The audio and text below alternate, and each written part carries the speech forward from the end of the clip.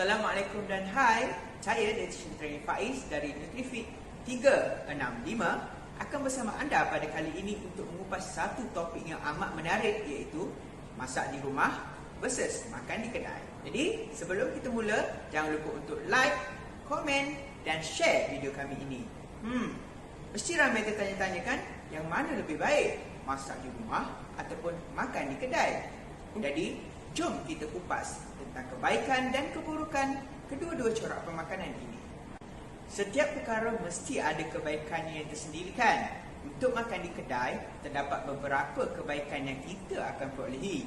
Pertama sekali, kita dapat menjimatkan masa kerana kita tidak perlu lagi meluangkan masa untuk membeli bahan-bahan mentah, membuat penyediaan bahan dan juga untuk memasak. Selain itu, kita juga dapat menjimatkan tenaga kerana tidak perlu lagi melakukan aktiviti-aktiviti yang memerlukan tenaga seperti menyediakan bahan dan juga memasak. Yang ketiga, kita tidak perlu serabut untuk berfikir tentang apa yang kita perlu masak kerana kita boleh terus memilih makanan yang kita ingin setibanya kita di kedai.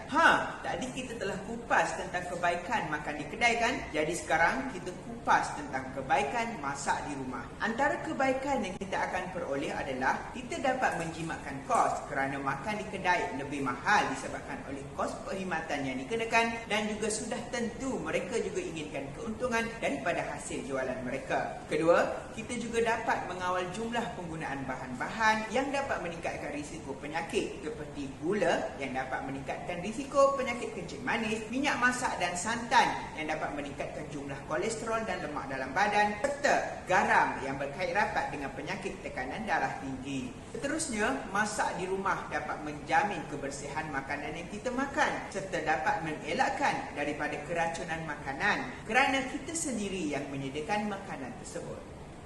Telah menjadi lumrah alam, setiap yang baik mesti ada buruknya kan? Jadi keburukan makan di kedai ialah salah satunya boleh meningkatkan risiko untuk mendapatkan penyakit seperti keradangan usus disebabkan oleh penggunaan penambah perasa yang tidak terkawal dalam penyediaan makanan di kedai. Selain itu, kos makanan yang sedikit tinggi berbanding memasak di rumah juga merupakan salah satu kekurangan makan di kedai. Hal ini disebabkan oleh beberapa cas perkhidmatan dan cas yang lain yang dikenakan oleh kedai bagi memastikan mereka dapat meneruskan pengoperasian kedai makan tersebut.